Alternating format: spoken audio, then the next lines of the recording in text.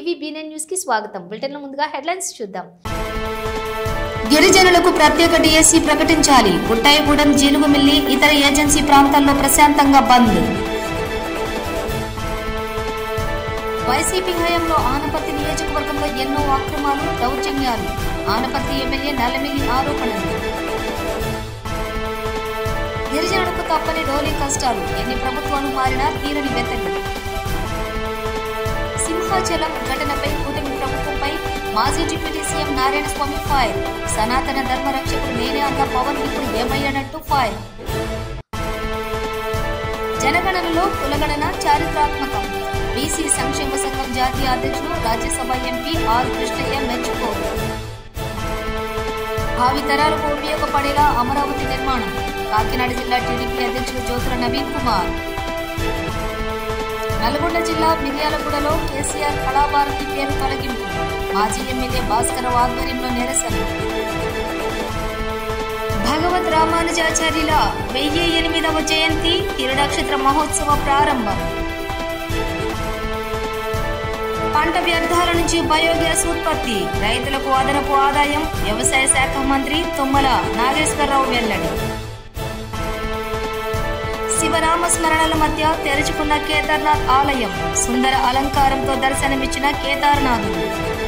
వేద మంత్రాలు, ప్రత్యేక ఆచారాలు, శివనామ స్మరణల మధ్య కేదార్నాథ్ ఆలయం తెరుచుకుంది. ఆ విశేషాలను ఇప్పుడు చూద్దాం.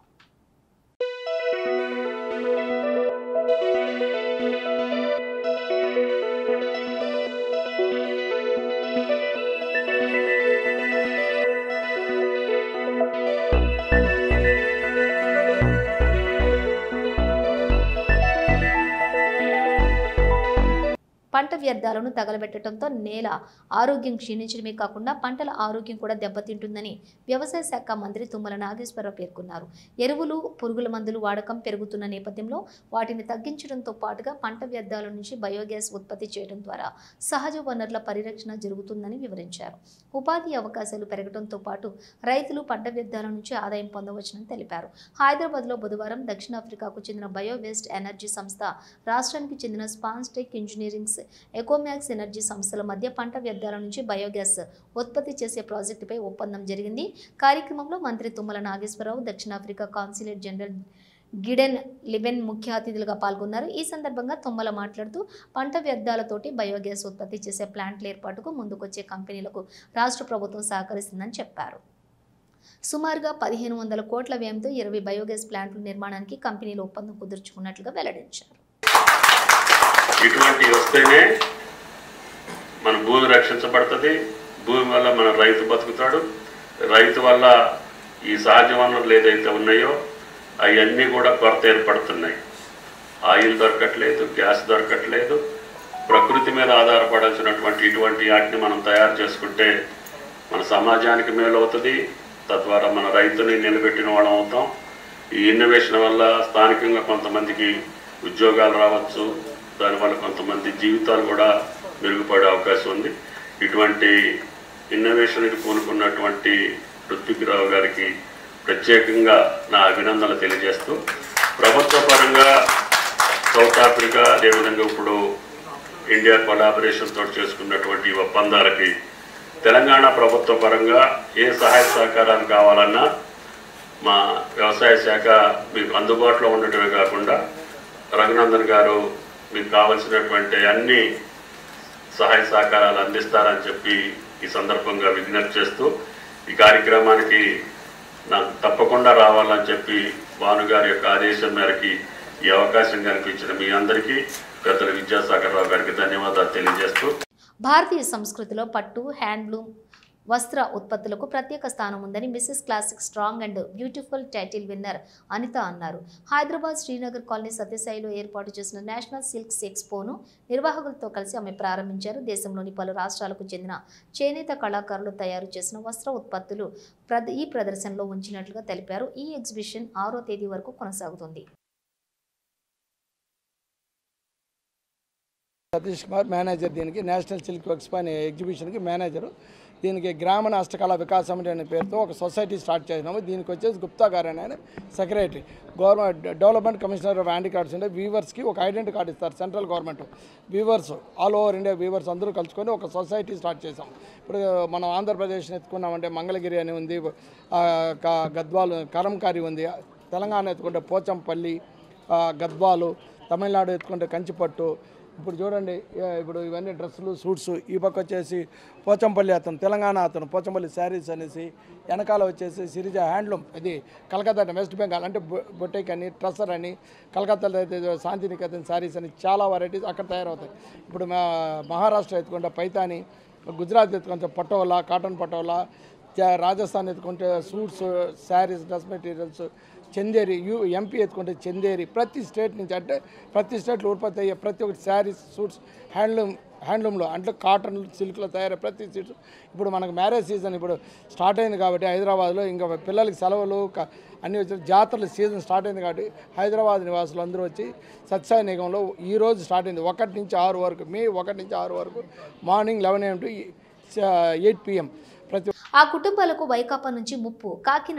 కాకినాడ జిల్లా దోమాడ గ్రామంలో R&B రోడ్డు పక్కన ఇళ్లు కోల్పోయి నిరాశ్రయులైన 5 కుటుంబాల వారికి వైసీపీ నేతలతో ముప్పు ఉందని ఆనపర్తి ఎమ్మెల్యే నల్లమిల్లి రామకృష్ణారెడ్డి పేర్కొన్నారు. కాకినాడ జిల్లా బీజేపీ కార్యాలయంలో ఆయన మీడియాతో మాట్లాడుతూ గతంలో వైసీపీ హయాంలో ఆనపర్తి నియోజకవర్గంలోని ఎన్నో అక్రమాలు, దౌర్జన్యాలు జరిగాయని, సూర్యనారాయణ రెడ్డి చేసిన అవినీతి నిరూపించడానికి తాను సిద్ధంగా ఉన్నానని ఆయన బహిరంగ చర్చకు రాగలరా అంటూ సవాల్ విసిరారు.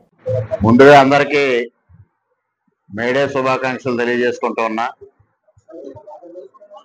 ఇటీవల కాలంలో కాకినాడ జిల్లా పెదపూడి మండలం దోమాడ గ్రామంలో జరిగిన సంఘటనని వైఎస్ఆర్సీపీ నాయకులు తప్పుగా చిత్రీకరించి కూటమి ప్రభుత్వం పైన, నా పైన వ్యక్తిగతంగా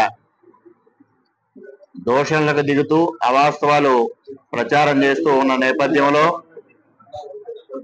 ఒక్కసారిగా వాస్తవాల్ని మీ ద్వారా ప్రజల దృష్టికి తేవడం కోసం ఇక్కడ కూటమి నాయకులందరం కలిసి మీ ముందుకు రావడం జరిగింది. ముఖ్యంగా మరి మొట్టమొదటిగా మా మాజీ శాసనసభ్యులు డాక్టర్ సత్తి సూర్యనారాయణ రెడ్డి గారు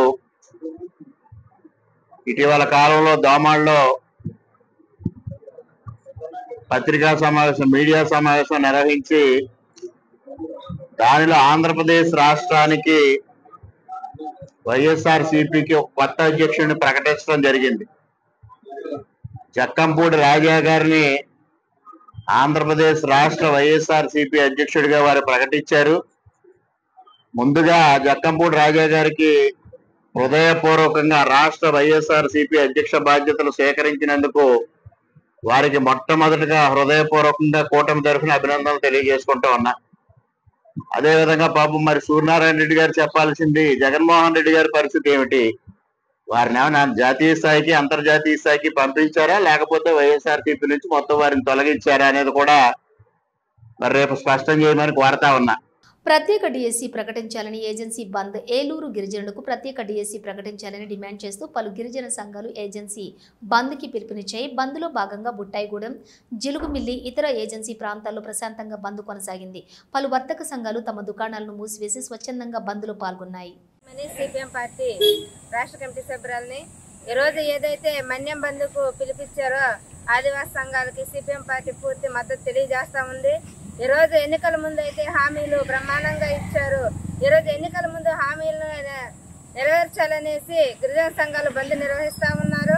సిపిఎం పార్టీగా మెయిన్ డిమాండ్ చేసేది ఏజెన్సీ ప్రాంతాల్లోని ఉద్యోగాలు కూడా స్థానిక గిరిజనులకే ఇవ్వాలి, అట్లనే ఉపాధ్యాయ పోస్టులను కూడా స్థానిక గిరిజనులకే ఇవ్వాలనేసి మేము సిపిఎం పార్టీగా ప్రభుత్వాన్ని కోరుతా ఉన్నాం. ఈరోజు గిరిజన డిఎస్సి సాధన కమిటీ పేరుతో రాష్ట్ర వ్యాప్తంగా మన్యం బంద్ జరుగుతూ ఉంది. ఈ బంద్ ప్రధాన ఉద్దేశం ప్రభుత్వం నోటిఫికేషన్ ఏదైతే ఉందో ఆ ఇచ్చిన మెగా డిఎస్సిలోని గిరిజనులకు తీవ్రమైన అన్యాయం జరుగుతూ ఉంది. కాబట్టి గిరిజనులకు ప్రత్యేక డిఎస్సి ద్వారా ఉద్యోగాలు భర్తీ చేయమన్నది ప్రధానంగా కోరుతూ కేంద్ర ప్రభుత్వం జనగణనలో కులగణన చేయాలని తీసుకున్నటువంటి నిర్ణయాన్ని చారిత్రాత్మకమని బీసీ సంక్షేమ సంఘం జాతీయ అధ్యక్షులు రాజ్యసభ ఎంపీ ఆర్ కృష్ణయ్య అన్నారు. బషీర్బాగ్ ప్రెస్ క్లబ్లో ఏర్పాటు చేసిన సమావేశంలో ఆయన మాట్లాడుతూ పీఎం మోదీని 40 బీసీ కుల సంఘాల హర్షం అభినందించాయని తెలిపారు. 1931 తర్వాత మొట్టమొదటిసారిగా సాహసపూర్వకంగా తీసుకున్నటువంటి ఈ నిర్ణయం బీసీల చిరకాల డిమాండ్ను గౌరవించిందన్నారు. గతంలో గత ప్రభుత్వాలు కాంగ్రెస్ ప్రభుత్వం, జనతా ప్రభుత్వం అన్ని ప్రభుత్వాలకు కొట్లాడినాం, కానీ కదలే. మోడీ గారు వచ్చిన తర్వాత కూడా చాలా ధర్నాలు చేశాం, బీజేపీ పార్టీకి విజ్ఞప్తులు చేశాం. అందరూ మూడు లేదు పార్టీకి చేయరనుకున్నారు. మొన్న నేను అమిత్ షాని కలవందరే మా అమిత్ షా కలిసి కొన్ని ఎత్తుగడలతో మాట్లాడాను. మన చెప్పొద్దు బయట యూస్ చెప్పలేను, కానీ ఆయనను కన్విన్స్ చేసే మాటలు చెప్పండి కన్విన్స్ అయ్యిండు. తప్పనిసరిగా మనకు రిజల్ట్ కనిపిస్తుంది మీ అందరికీ.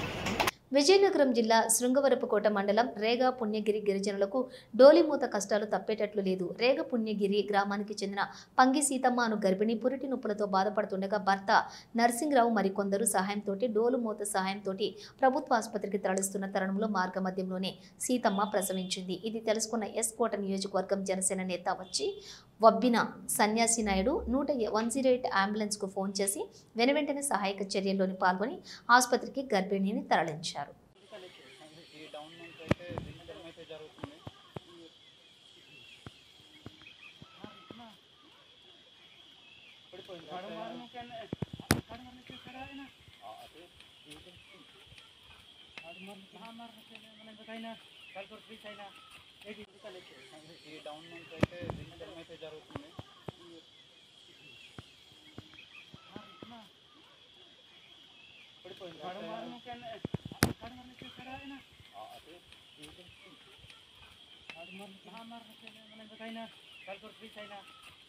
మండలి చైర్మన్ ను కలిసిన సిఎస్ రామకృష్ణారావు. హైదరాబాద్ తెలంగాణ రాష్ట్ర ముఖ్య కార్యదర్శిగా నూతనంగా బాధ్యతలు స్వీకరించిన రామకృష్ణారావు శుక్రవారం నాడు తెలంగాణ శాసన మండలి చైర్మన్ గుత్తా సుఖేందర్ రెడ్డిని జూబ్లీ హిల్స్లోని ఆయన నివాసంలో మర్యాదపూర్వకంగా కలిశారు.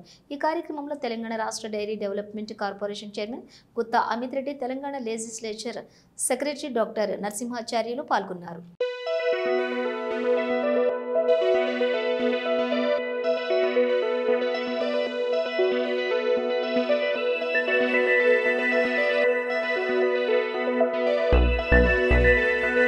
విశాఖ సింహాచలం ఘటనపై కూటమి ప్రభుత్వంపై మాజీ డిప్యూటీ సీఎం నారాయణస్వామి విరుచుకుపడ్డారు. ఈ సందర్భంగా ఆయన వెదురుకుప్పంలో మండలంలోని మాట్లాడుతూ సనాతన ధర్మ రక్షకుడు నేనే అన్న పవన్ ఇప్పుడు ఏమయ్యాడు? నాసిరకపు పనులు నిర్మాణం చేపట్టి భక్తుల ప్రాణాలతో చెలగాటమాడతారా అని ప్రశ్నించారు. మృతుల కుటుంబ సభ్యులు కన్నీటి ఘోష చంద్రబాబు, పవన్ కళ్యాణ్ కు వినపడలేదా అన్నారు. రోజు అనగా ఏప్రిల్ 30 తేదీ తెల్లవారుజామున సింహాచలంలో చందన దినోత్సవం అనేది సంవత్సరానికి ఒక తూరు జరుగుతుంది. చందన దినోత్సవం అంటే చందనంతోనే ఆ నృసింహస్వామిని పూర్తిగా చందనంతోనే నింపుతారు. అది ఒక సంవత్సరం వరకు దాన్ని ఎవరు కూడా టచ్ చేయరు. ఏ దర్శనం కూడా చందనం దర్శనంతోనే చేసుకుని వెళ్లిపోతారు. కానీ సంవత్సరానికి ఒక తూరి ఈ చందనం అనే దాన్ని పూర్తిగా తీసేసి నిజ స్వరూపాన్ని చూపిస్తారు. ఆ రోజు భక్తులు దాదాపు 2 లక్షలు కాదు 3 లక్షలు 4 లక్షల మంది కూడా కంటిన్యూగా రోజు తెల్లవారుజాము నుంచి వచ్చి దర్శనం చేసుకునే కార్యక్రమాలు చేస్తారు. ఇప్పటి వరకు సింహాచలంలో ఎటువంటి సంఘటన నిన్న జరిగినటువంటి సంఘటన అంటే నిన్న 8 మంది గోడ కూలి చనిపోవటం అటువంటి సంఘటన ఇప్పటి వరకు ఎక్కడ జరగలేదు. ఆ గోడ కూడా ఏ విధంగా కూలిందంటే కనీసం 10 రోజులకు ముందు గోడ 5-6 రోజుల ముందు గోడ కట్టడం, దానికి సిమెంట్ వేసారా, మట్టి వేసారా, కాంట్రాక్ట్ ఇచ్చినారా, ఎవరు చేసినారనేది లేకుండా వాళ్ళకి కావాల్సిన వ్యక్తులకు ఇస్తే గబగబాని గోడ కట్టడం, అక్కడ భక్తులను డైవర్ట్ చేస్తే భక్తులు అక్కడ గోడ కింద పడి చనిపోవటం. ఆ చనిపోయినప్పుడు కూడా సాక్షాత్తు మాజీ కేంద్ర ముఖ్యమంత్రి గజపతిరాజు గారు వాళ్ళ సాంప్రదాయపరంగా ఫస్ట్ అతనే దర్శనం చేసుకుంటాడు. ఆ సంఘటన జరిగినప్పుడు ఆయన గుళ్ళే ఉండడు, భరత్ గారు గుళ్ళే ఉండరు, పల్లా శ్రీనివాసులు ఉండరు. వాళ్ళందరూ కూడా ఏం జరిగిందని కూడా దాన్ని పర్యవేక్షించలేదు. అక్కడనే మన హోమ్ మినిస్టర్ గారు కూడా ఉండరు. ఆమె కూడా హోమ్ మినిస్టరే, కానీ దళిత హోమ్ మినిస్టర్ కాదు. ఆమె మన రాష్ట్రానికి హోమ్ మినిస్టర్. ఆమె ఎంతసేపు ఆ గోడ ఎప్పుడు కట్టినారు, అంతకుముందు ఆమె స్టేట్మెంట్ ఏ విధంగా ఉంది, గోడ ఎప్పుడు కట్టినారు, ఎవరు పీరియడ్ లో కట్టినారు అని చెప్పేసి మాట్లాడింది. మళ్ళీ అక్కడ ఉండేవాళ్ళు 6 రోజుల ముందుగానే గోడ కట్టినారంటే మళ్ళీ మనసు మార్చుకుని ఆ గోడకు సిమెంట్ ఇచ్చినారా, పిల్లర్ ఇచ్చినారా, కమ్మి పెట్టినారా, అది ఎవరికి తెలుస్తుంది అని చెప్పేసి మాట్లాడేసి అది కూడా జగన్మోహన్ రెడ్డి పైన నిందలు వేయాలని ఒక ఆలోచనతో, ఎందుకంటే ఆమె వచ్చినప్పటి నుంచి ముఖ్యమంత్రి అయినప్పటి నుంచి ఆమె ముఖ్యమంత్రి చంద్రబాబు నాయుడు అయినప్పటి నుంచి చూస్తున్నాను ఆమె స్టేట్మెంట్ ని. ఎంతసేపు చంద్రబాబు మన్నను పొందాలా, ఆయన విశ్వాసాన్ని పొందాలంటే కేవలం జగన్మోహన్ రెడ్డిని తిట్టే తప్ప వేరే వాళ్ళు ఏ విధంగా చేసినా గానీ ఆయన పట్టించుకోరు. జగన్మోహన్ రెడ్డిని తిట్టే సంతోషపడతాడనే దృక్పథంతో వేదికను పరిశీలించిన మంత్రి నారాయణ అమరావతి ప్రధానమంత్రి నరేంద్ర మోదీ ఏపీలో పర్యటించనున్నారు. మే 2న అమరావతి పునర్నిర్మాణ పనులకు పీఎం శంకుస్థాపన చేయనున్నారు. రోడ్ షోతో పాటుగా బహిరంగ సభలో మోదీ పాల్గొననున్నారు. ఈ సందర్భంగా సచివాలయం వెనుక ఏర్పాటు చేసిన ప్రధాని బహిరంగ సభ వేదిక వద్ద ఏర్పాట్లను పురపాలక శాఖ మంత్రి నారాయణ అధికారులు పరిశీలించారు. అనంతరం మంత్రి మాట్లాడుతూ ప్రధాని పర్యటన ఏర్పాట్లను పూర్తయ్యాయన్నారు.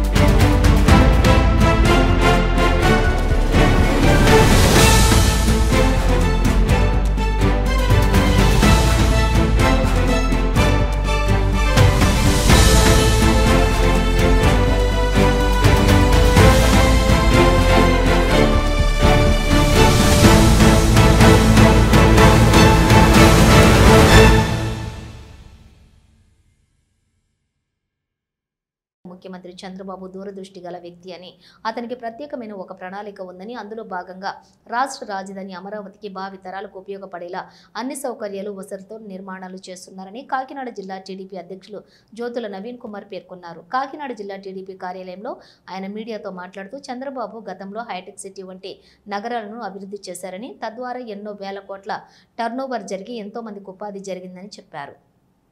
మాజీ సీఎం జగన్ పెట్టుబడులు పెట్టించేందుకు ఆసక్తి కనబరచలేదని, అమరావతి రాజధాని అభివృద్ధికి తిరిగి ప్రాణం ఎక్కించేలా వ్యవస్థలను పునరుద్ధరించేందుకు 1,00,000 కోట్ల వ్యయంతో మాస్టర్ ప్లాన్ ను ప్రభుత్వం రూపొందిస్తుందన్నారు. విప్లవాత్మకమైన నిర్ణయాల వల్ల 90% ఇన్కమ్ వస్తుంది.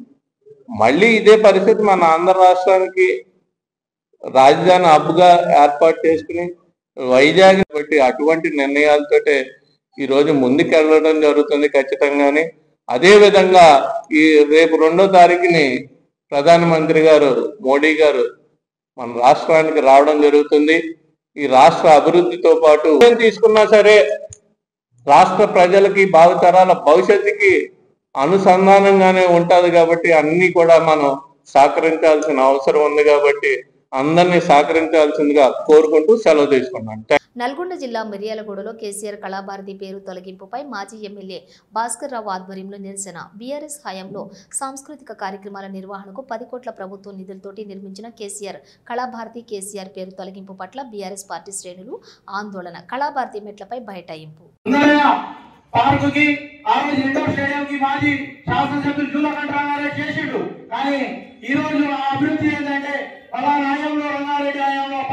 చేసినటువంటి భవనాలు, గత ప్రభుత్వం చేసినటువంటి అభివృద్ధిని మరి తుడిపేస కేసీఆర్ పేరు కనపడకుండా ఈ రాక్షస పాలన ఎప్పుడు పంపిద్దామని చెప్పేసి ప్రజలు ఎదురు చూస్తున్నారు.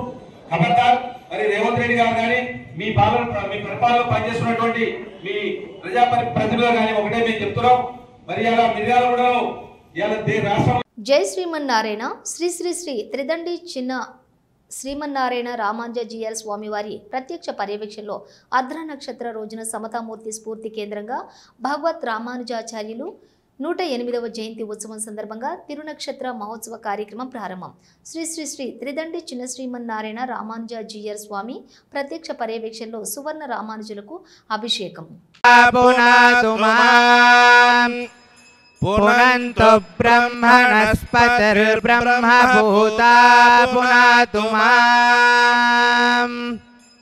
ఓం ఆపః పునంతు పృథివీం పృథివీభూతా పునాతు మాం. పునంతు బ్రహ్మణస్పతిర్బ్రహ్మభూతా పునాతు మాం. ఓం తద్విష్ణో పరమం పదగో సదా పశ్యంతి సూరయః దివేవ చక్షురాదతం. ఓం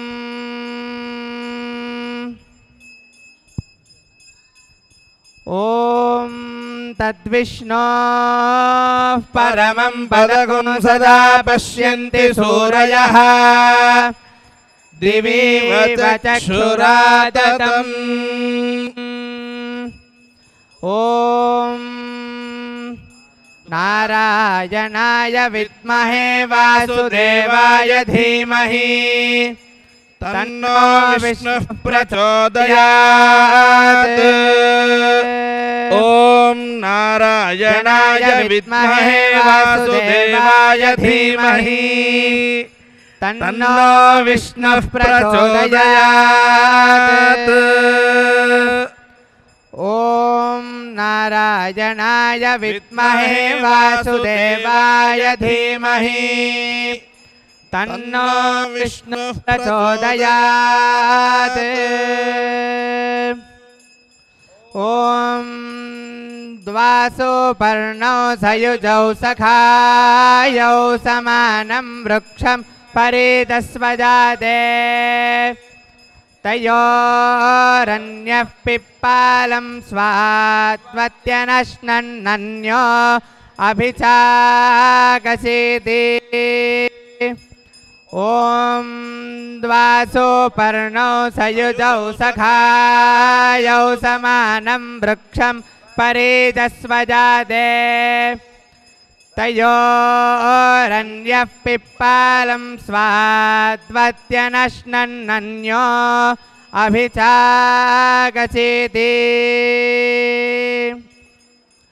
ఓం నారాయణాయ విద్మహే వాసుదేవాయ ధీమహి తన్నో విష్ణుః ప్రచోదయాత్. ఓం నారాయణాయ విద్మహే వాసుదేవాయ ధీమహి తన్నో విష్ణుః ప్రచోదయాత్. ఓం వామదేవ్యేన సామ్నా వషట్కారేణ వజ్రేణ పరజానింద్రేణ సయుజో వయగుంసా సహ్యామ పృథన్యతః ఘనంతో వృత్రాణ్యప్రదే. ఓం వామదేవ్యేన సామ్నా వషట్కారేణ వజ్రేణ పరజానింద్రేణ సయుజో వయగుంసా సహ్యామ పృథన్యతః ఘనంతో వృత్రాణ్యప్రదే.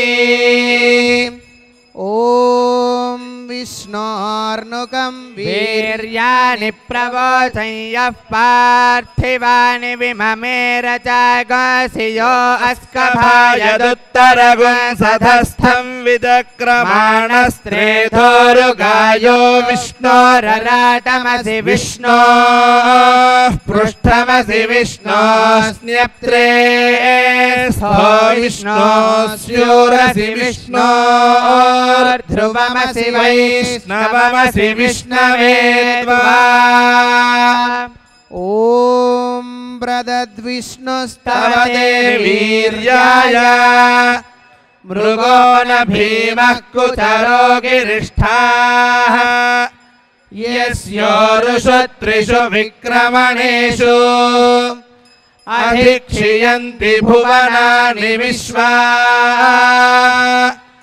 ॐ न ते विष्णो जायामानो न जातो देवा महिम्नः पारमन्थामापः उदस्तभ्नानाकामृष्वं बृहन्दम्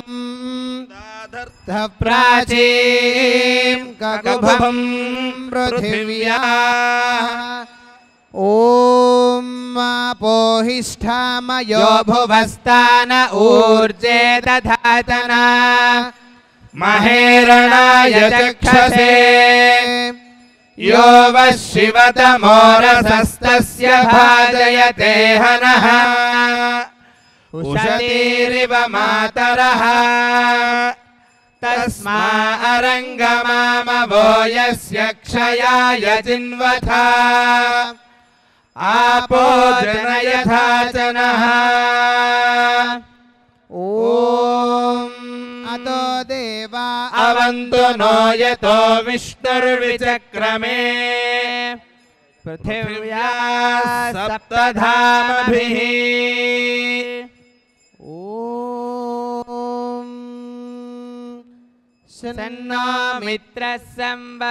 ఇవి బులెటిన్ విశేషాలు. మరో బులెటిన్తో మళ్ళీ కలుద్దాం. అంతవరకు చూస్తూనే ఉండండి న్యూస్.